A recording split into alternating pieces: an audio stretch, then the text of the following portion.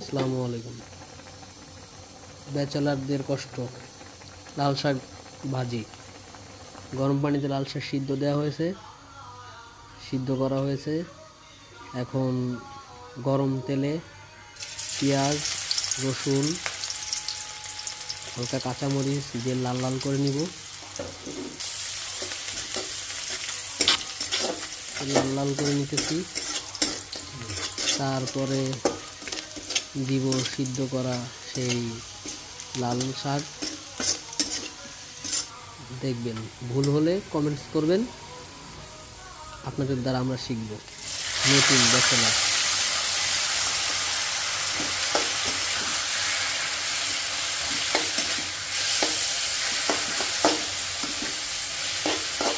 কেমন হচ্ছে কমেন্টস করে জানাবেন সবাই।